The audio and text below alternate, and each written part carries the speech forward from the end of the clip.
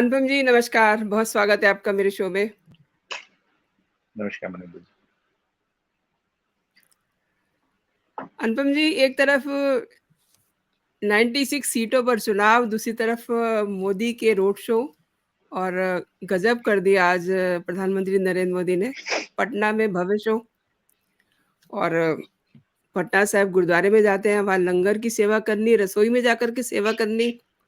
And Kashi में मैं देख रही थी कि लोग उनकी आरती उतार रहे हैं गैलरी से। क्या संदेश है इसमें? देखिए मनिंदर जी, मैं ईमानदारी से मानता हूं कि रोड शो सबके सक्सेसफुल हो जाते हैं। इसका कारण होता है कि जब आप रोड शो में अखिलेश यादव या राहुल गांधी अपना व्हीकल लेके निकलते हैं तो ट्रैफिक जाम हो जाता है। जब ट्रैफिक जाम हो जाता है तो उसमें भीड़ लगने लगती है। तो मैं तो अपनी कार लेके निकलता हूँ, उसी में ट्रैफिक जाम हो जाता है, चारों तरफ इतनी भीड़ होती है, इतना जाम होता है, मुझे लगता है कि साहब मेरा रोड शो हो रहा है। लेकिन प्रधानमंत्री के रोड शो में ये बात खास इसलिए हो जाती है क्योंकि उसमें ट्रैफिक जाम नहीं होता, उसे पहले से सड़कें खाली करा दी जाती है। और खाली सड़कों पे इतना हुजूम उमड़ना मतलब बात है कि पहले सड़कें खाली हो गई वो।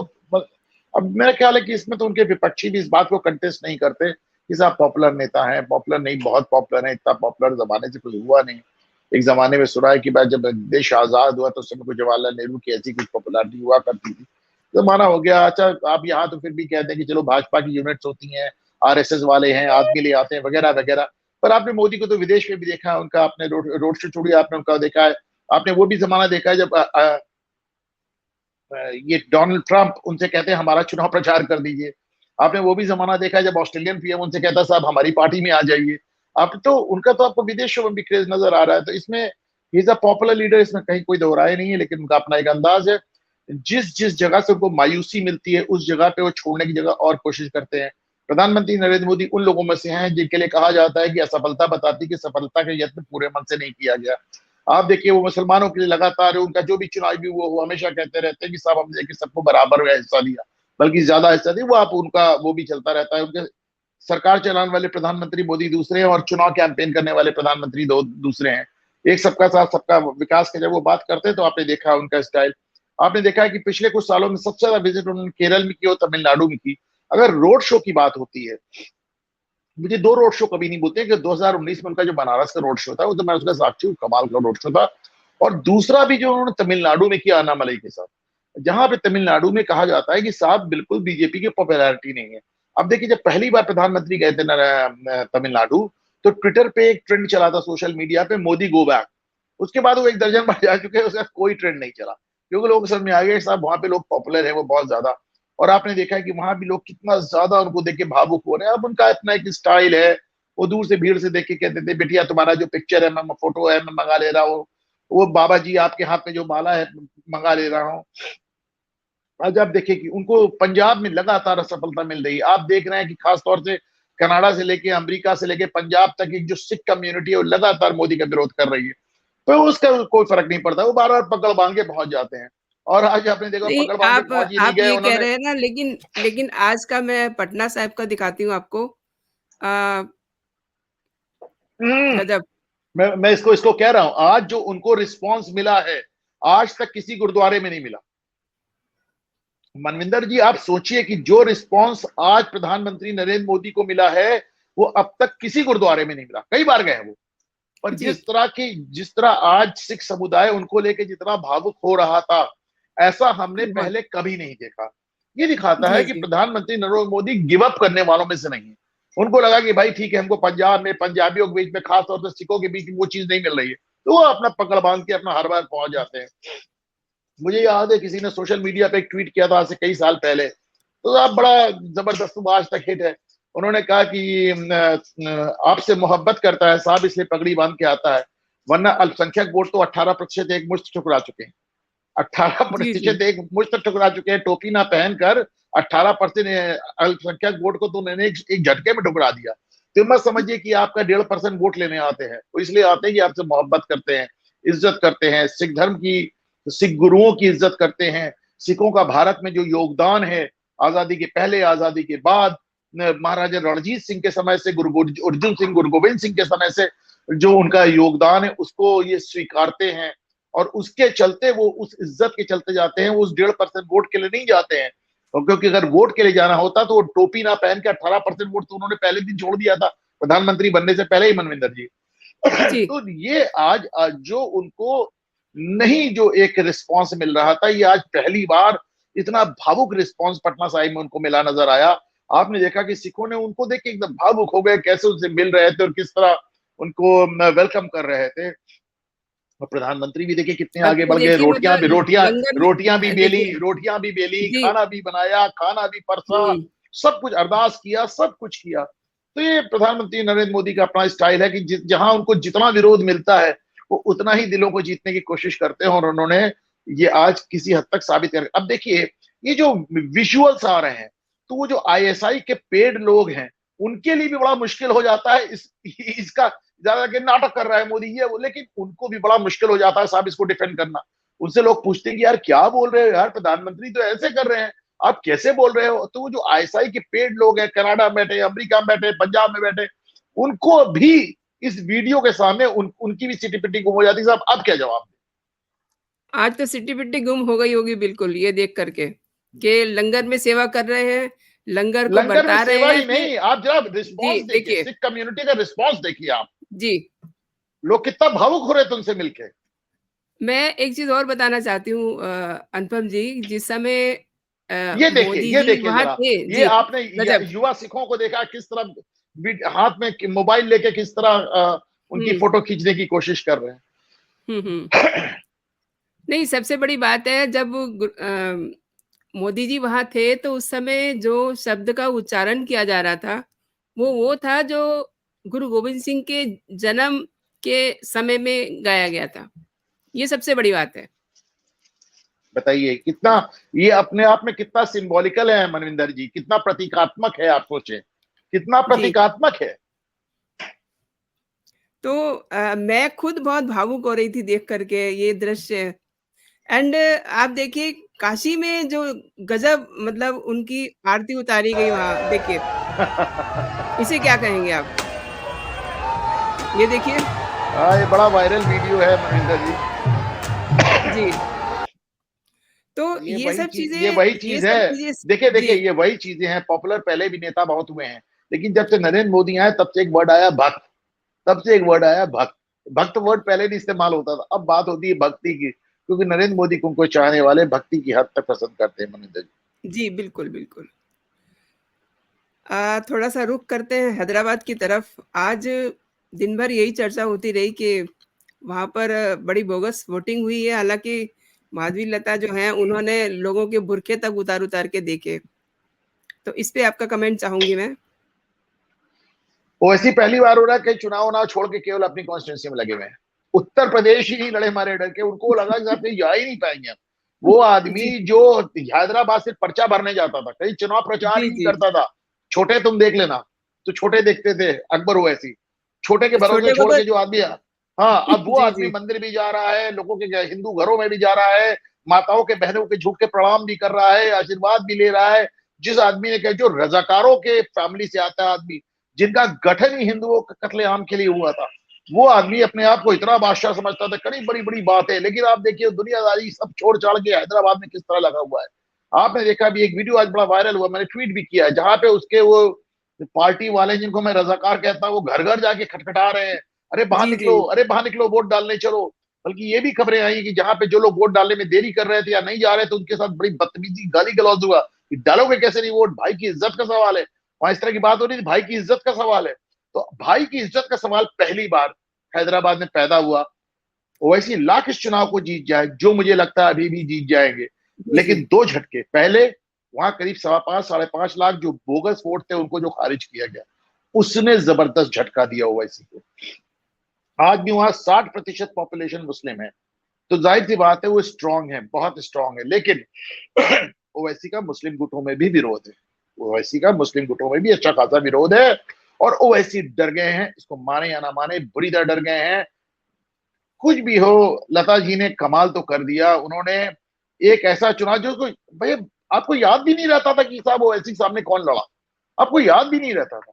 और मैडम ने एकदम हैदराबाद चुनाव को एकदम बनारस चुनाव की तरह बना दिया, वाराणसी चुनाव की तरह बना बिल्कुल, दिया। बिल्कुल, चारों तरफ बिल्कुल। उसकी चर्चा हो रही है, वैसे ही आपको एकदम वोटों के लिए पहली बार भीख मांगते नजर आ रहे हैं, उनके आदमी घर घर जा रहे हैं। और सबसे बड़ी बात, भाई की इज्जत का सवाल। भाई की इज्जत पहली बार खतरे में पड़ी मनविंदर जी। जी, जी। भाई को थ्रेड मिल गई थी ना कि 15 सेकंड काफ़ी है, तो इसलिए वो लगे हुए मेहनत करने में। ये भी बात काउंट करी है ना? तो मुझे नहीं देखिए, एक्चुअली मैं तो मानता हूं कि अकबरुद्दीन ओवैसी का जो वीडियो था वो 15 मिनट वाला, उसने 2014 में भाजपा की जीत में बहुत बड़ी भूमिका अदा की। उस समय नया नया सोशल मीडिया का उदय हुआ था, और उस पर वो जो वीडियो चला 15 मिनट के लिए पुलिस हटा लो, वो एक ऐसा वीडियो था कि जिसने पूरे भारतीय जनमानस को झकझोर के रख दिया था। तो ये क्या हो रहा है हिंदुस्तान, उसने बहुत फर्क डाला चुना। अब बाद में आपने देखा कोविड के दौरान वही अकबरुद्दीन ओवैसी मंदिरों में खाना बांटते घूम रहे थे। जी। अ, लता जी को देख कर के मुझे तो स्मृति ईरानी की एक चीज टोक रहा हूं याद आपको आई। मनविंदर जी, एक चीज जी। टोक रहा हूं, 60% मुस्लिम पॉपुलेशन है, मुसलमानों के नेता हैं, मैं फिर से कह दूं उनका मुसलमानों के बीच में बड़ा विरोध है। बीच में अकबरुद्दीन ओवैसी को गोलियां मारी गई थी, वो 2 ढाई साल विदेश में इलाज कराते रहे, बुरा हाल हो गया, उनकी सर्जरी पे सर्जरी हुई, आज तक नॉर्मल नहीं हो पाए हैं। सारी गोलियां मारने वाले मुसलमान थे। जी, ये काम वही कर सकते हैं। नहीं, अ, मेरा मतलब है कि ऐसा नहीं है कि मुसलमानों के एकदम पोप हैं वो, उनका मुसलमानों में भी बहुत ज्यादा विरोध है। बहुत बड़ी बात कही है आपने अनुपम जी। ये लता जी को देख कर के ऐसा लगता है जैसे स्मृति ईरानी अमेठी में जिस तरीके से उन्होंने अपने झंडे गाड़ लिए बहुत हैं, बहुत बहुत वो बहुत बहुत सिमिलैरिटी है। जितने जो आग स्मृति ईरानी में है, उस आग को भी 1.5 गुनी 2 गुनी कर दीजिए तो लता जी निकली है।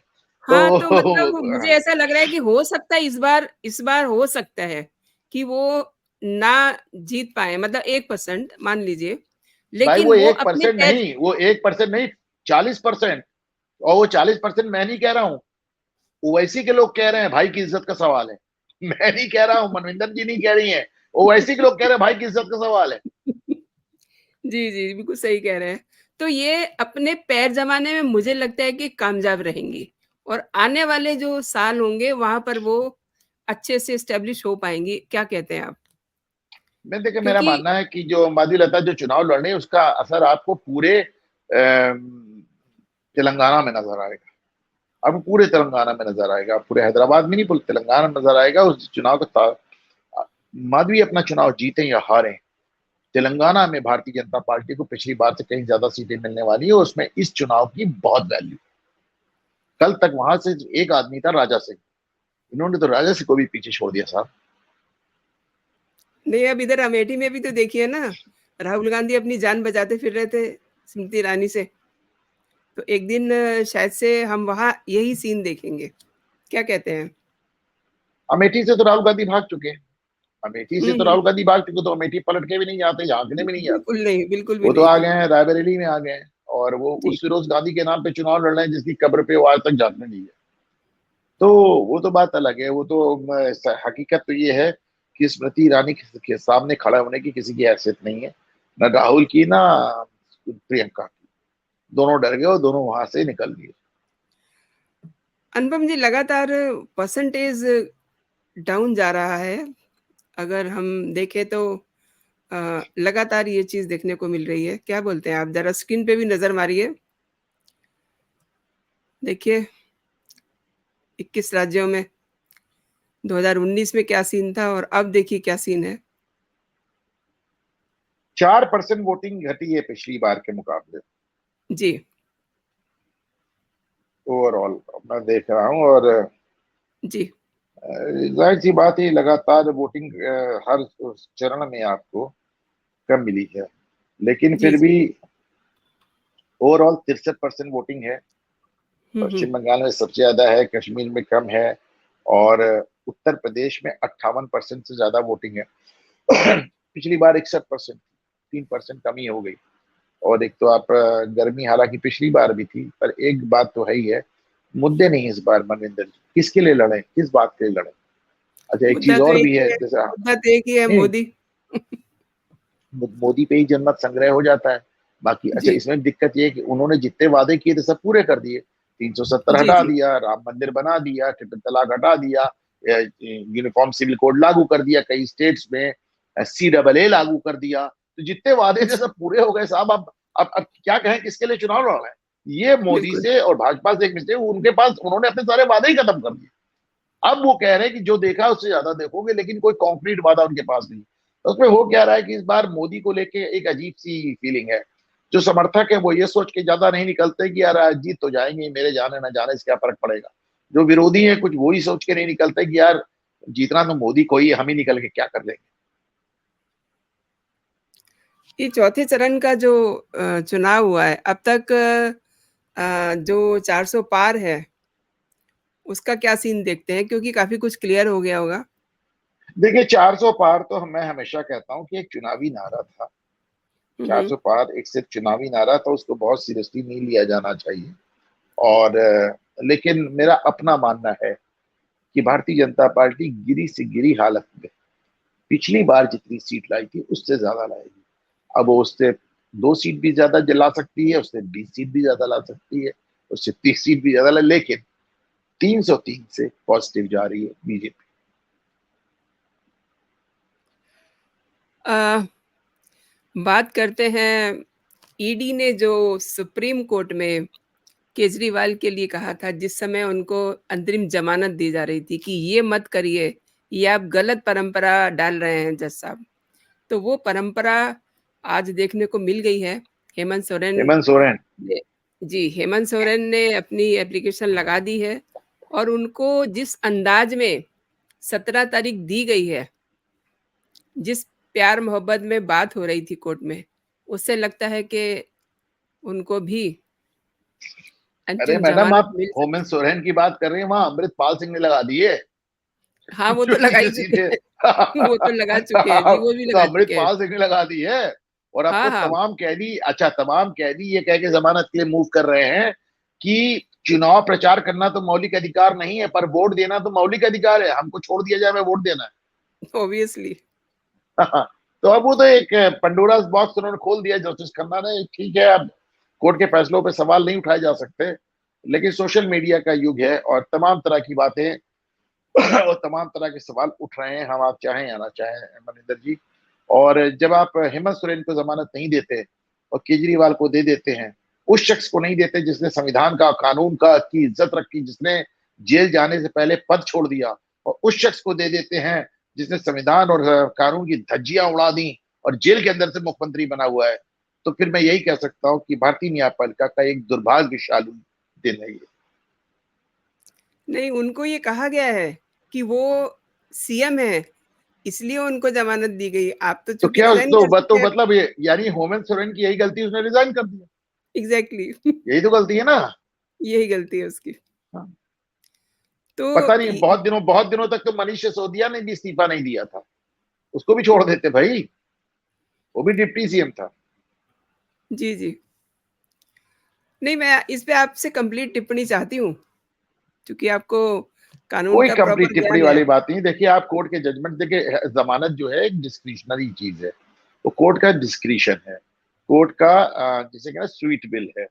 जिसको दें जिसको ना दें, ये तो कोर्ट को कन्विंस होना है कि किसको देनी है किसको नहीं देनी है।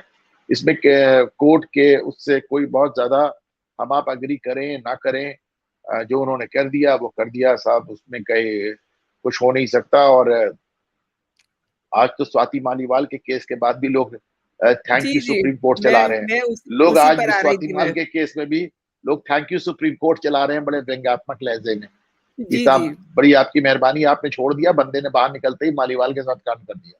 और आज आप जी, जी। देखिए सुबेरे से स्वाति मालीवाल, सुबेरे 9:30 बजे उनका फोन आता है कि मेरे साथ मारपीट हुई। पहले फोन पे वो कहती है केजरीवाल ने मारपीट की, 5 मिनट बाद दूसरा फोन आता है, उसमें कहते हैं केजरीवाल ने मुझे पिटवाया, खुद नहीं पीटा। उसके बाद 10 बजे वो थाने पहुंचती है, थाने पहुंच के वो कहती है मैं थोड़ी देर में लौट के आती हूँ और उसके बाद मैं अपनी अपनी FIR लिखाऊंगी। लौट के नहीं सुबेरे आई। 9:30, सुबेरे 10 बजे से स्वाति मालीवाल गायब है, केजरीवाल भी आज नहीं निकले। सुबह से ना कोई इकोसिस्टम पूछ रहा है, ना कोई मीडिया पूछ रहा है, कोई ये नहीं पूछ रहा बंदी गई कहाँ। बल्कि वो कहीं वो किडनैप तो नहीं हो गई, कुछ ऐसी दिक्कत में तो नहीं है, खतरे में तो नहीं है। वो आप सोचें मनिंदर जी, अगर एक महिला सांसद जिसने पुलिस पे 2 बार फोन किया कि मुझे मारा गया, जो थाने पहुंची, उसके बाद वो गायब है सुबह से। सुबह 9:30 से 10:30 बज गया, 13 में तो बताइए 13 घंटे से वो महिला गायब है। कहीं कोई बवाल आपको सुनाई पड़ रहा है, कहीं कुछ सुनाई पड़ रहा है? तो माना जा रहा है कि उनका मान मनोबल चल रहा है। एक बार मना लिया जाएगा तो कल उनको ऐसे विक्ट्री का साइन बनाते हुए मालीवाल को लेकर केजरीवाल प्रस्तुत होंगे और कहेंगे एलजी की साजिश थी, पीएम की साजिश थी, सब मिले हुए हैं जी। नहीं, वो ये भी कह सकते हैं कि बीजेपी की साजिश है, किसी ने फ़ोन करवा दिया होगा, जिन्होंने ट्वीट नहीं, किया वो है नहीं कह उन्होंने फ़ोन सकते, कर वो नहीं कह सकते, नहीं कह सकते, क्योंकि फोन स्वाति मालीवाल के फोन से गया था। वो इसलिए भी नहीं कह सकते कि कंट्रोल रूम में हर कॉल रिकॉर्ड होती है, स्वाति मालीवाल की आवाज रिकॉर्डेड। 13 घंटे केजरीवाल कोई गप ना सुनाए, चुप रह जाए, कोई ये बहुत नहीं, बड़ी बिल्कुल बात है। चुप, वो इसलिए चुप बिल्कुल है, चुप हैं। वो इसलिए चुप है, सिर्फ इसलिए चुप है कि स्वाति मालीवाल की आवाज रिकॉर्डेड है, स्वाति मालीवाल का नंबर रिकॉर्डेड है, स्वाति मालीवाल थाने में गई, उसके सीसीटीवी फुटेज रिकॉर्डेड है। क्या क्या झुटलाएंगे आप? और सबसे मतलब दुखद बात ये है कि ये वो महिला हैं जो बड़ी दबंग रहीं और दिल्ली महिला आयोग की अध्यक्षा रही हैं और वो अगर मारपीट उनके साथ हो रही है तो बहुत ही दुखद बात है। बाकी की महिलाओं का क्या हाल होगा दिल्ली सरकार में, ये भी सवाल पैदा होता है सर। मजेदार बात यह है कि पूरी पूरे देश का दौरा प्लान करने वाले केजरीवाल आज घर से नहीं निकले, घर से नहीं निकले। मीडिया के सामने नहीं है। बिल्कुल। और कोई बयान नहीं आया देखिए अभी तक आम आदमी पार्टी का ये हैंडल मैं देख रहा हूं, कोई बयान नहीं, कोई टिप्पणी नहीं, नहीं, बिल्कुल एकदम शांति पड़ी हुई खामोश। एकदम खामोशी और पड़ी हुई देखिए है। देखिए ना, मीडिया भी नहीं पूछ रहा है कि स्वाति मालीवाल कहाँ है, हाँ, वेरी स्वाति मालीवाल। इकोसिस्टम पूरी तरह चुप है। एकदम पूरा मुझे इकोसिस्टम चुप है। बड़ी हैरानगी की बात है ये कि मतलब एक महिला सीएम के आवास पे जाती है और वहाँ उसके साथ इस तरीके की घटना होती है।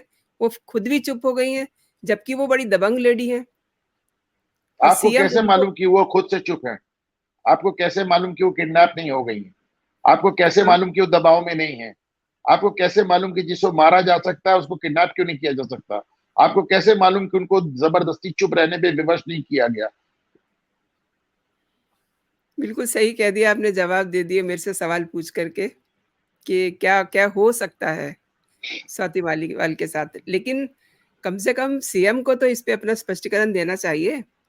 सीएम बात इस्तीफा नहीं दे रहा है, जेल जाके आप स्पष्टीकरण मांग रहे हैं, कैसी बात कर रही हैं मनोज जी? अच्छा, अरविंद केजरीवाल के सारे काम जो हैं बिल्कुल अनूठे, अलग और कानून को तोड़ते हुए हैं। अरविंद केजरीवाल भारतीय राजनीति के कोढ़ हैं। नहीं, अब देखिए कोड है चाहे कुछ भी है, देखिए बाहर निकलते ही उन्हें शर्तें तोड़नी शुरू कर दी उन्होंने। सुप्रीम कोर्ट ने अभी तक उसका संज्ञान नहीं लिया। सुप्रीम कोर्ट को पहले सोचना चाहिए था, उन्होंने जितनी शर्तें रखी थी संजय सिंह ने एक भी नहीं मानी। क्या सुप्रीम बिल्कुल कोर्ट को सही। नजर नहीं आ रहा था कि संजय सिंह ने सारी शर्तें तोड़ दी? हाँ, तो जब उसपे कोई उसका कोई इलाज नहीं किया तो फिर लालू यादव ने सारी शर्तें तोड़ दी, संजय सिंह ने सारी शर्तें तोड़ दी। हमें एक पल के लिए नहीं सोचना चाहिए कि केजरीवाल शर्तें रखेंगे। और केजरीवाल को तो ये भी मालूम है कि हमको वापस जेल जाना है, वो क्यों शर्तों का पालन करे? नहीं, वो तो अब मान के बैठे हुए हैं कि उनको तो ज़मानत उनकी एक्सटेंड हो जाएगी। जब उनको नहीं, आउट ऑफ द बिल्कुल वे बिल्कुल जाकर के नहीं, आउट ऑफ नहीं, द वे जमानत जाकर एक्सटेंड के होने का सवाल ही नहीं है। 2 तारीख को उनको सरेंडर करना पड़ेगा, क्योंकि केजरीवाल, आपने देखा नहीं है, वो भगवंत मान वो रैली में कह रहे थे कि अपने मुख्यमंत्री जी 2 साल 2 मई को वापस जेल चले जाएंगे। वो एक मजाक का बन गया। मैंने भी उसको ट्वीट किया, भगवंत मान ने केजरीवाल के बगल में खड़े होकर भाषण दे रहे हैं और कह रहे हैं केजरीवाल जी 2 तारीख को वापस जेल जाएंगे। एक एक और बात है सर, आपने नोटिस की कि जो इंडियन अलायंस वाले उनके लिए ये कह रहे हैं कि फलाना मुझे बुला रहा है, ढिमकाना मुझे बुला रहा है, लेकिन इनके साथ कोई खड़ा दिखा नहीं किसी को। केजरीवाल किसी भी आदमी से, किसी भी पार्टी से एक भी रैली में आमंत्रित नहीं है, वरना वो अब तक हेलीकॉप्टर लेके पहुंच गए होते, पंजाब बिल्कुल, पंजाब स्टेट का प्लेन लेके पहुंच गए होते। कोई भी आदमी केजरीवाल को अपनी रैली में देखना नहीं चाहता। ये इनके साथ भी कुछ ऐसा ही हो गया है जैसे राहुल गांधी की सांसदी गई थी और किसी को उम्मीद नहीं थी कि उनकी सांसदी रिस्टोर हो जाएगी और किसी को ये नहीं पता होगा कि अरविंद केजरीवाल कुछ दिन के लिए जेल से बाहर आ जाएँगे, इसलिए पूरी तरह से सन्नाटा छाया हुआ है, ऐसा है क्या? मनविंदर जी, मैं आपको पहले भी कह चुका हूं कि गुजरात के बाद केजरीवाल 3 विधानसभा चुनाव लड़ चुके हैं। तीनों ही विधानसभा चुनाव में उनके सारे के सारे जितने उम्मीदवार थे सबकी जमानत जब्त हो गई, जमानत ही नहीं जब्त हुई, उनके सारे के सारे उम्मीदवारों को नोटा से भी आधे वोट मिले। मैं मान के चलता हूँ कि अरविंद केजरीवाल बहुत तेजी से ढलान पे हैं। अरविंद केजरीवाल की गिरफ्तारी पे दिल्ली और पंजाब में एक भी प्रदर्शन ना होना, बिल्कुल भीड़ ना जुटना और बिल्कुल भी डिस्टर्बेंस ना होना, इस बात का सबूत है कि कहीं ना कहीं केजरीवाल जनता के सामने पूरी तरह बेनकाब हो चुके हैं। आपको अगला चुनाव बहुत कुछ बताएगा मनविंदर जी। एंड ऑफ दिस शो अनुपम जी, एक चीज़ जानना चाहूँगी, दिल्ली की 7 सीटों पे आपको क्या लग रहा है? पंजाब की मैं तो उसी बात की छोड़ बात कर दीजिए। रहा हूं कि अभी आप लोकसभा में आपने देखा ये पहली बार हो रहा है। जिस तरह एक बार उत्तर प्रदेश में सपा बसपा महागठबंधन करके लड़ी थी, इस बार कांग्रेस और आप लड़ रही हैं। ये बहुत बड़ा गठबंधन है, आप इसको समझें। लेकिन नतीजा जी। आने दें, आपको समझ में आएगा। और अगर आपको इसके नतीजे को समझना है तो एक बार आप 2019 और 2014 में जाकर दोनों पार्टीज की रैंकिंग देख लीजिए कि किसको कितना वोट कहाँ मिला, और तब आपको रियलाइज होगा कि शायद ये इतना अच्छा आइडिया नहीं था। राहुल गांधी की सबसे बड़ी भूल थी, ये उनके पास गोल्डन अपॉर्चुनिटी थी। अगर वो केजरीवाल को सपोर्ट नहीं करते तो वो दिल्ली और पंजाब में अपनी खोई हुई जमीन वापस प्राप्त कर सकते थे। पर राहुल गांधी के लिए इस समय चुनाव एकदम किनारे है, राजनीति एकदम किनारे है। उनकी पर्सनल सेफ्टी दांव पे लगी। उनको मालूम अगर नरेंद्र मोदी तीसरी बार आ गए तो कम से कम नेशनल हेराल्ड वाले केस में उनका और उनकी माता जी का जेल जाना तय है। तो इसलिए जो वो कर रहे हैं उस समय राजनीति नहीं, वो अपना व्यक्तिगत पारिवारिक बचाव कर रहे हैं। बहुत सही कहा आपने अनुपम जी।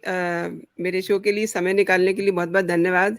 आपने मेरे दर्शकों को इतनी अच्छी जानकारी दी और ये मत कहिएगा कि आपने मुझे फ़ोन किया था। मैंने आपको नहीं इनवाइट किया। बहुत-बहुत धन्यवाद आपका। नमस्ते। नमस्ते। जय हिंद, जय भारत। जय हिंद।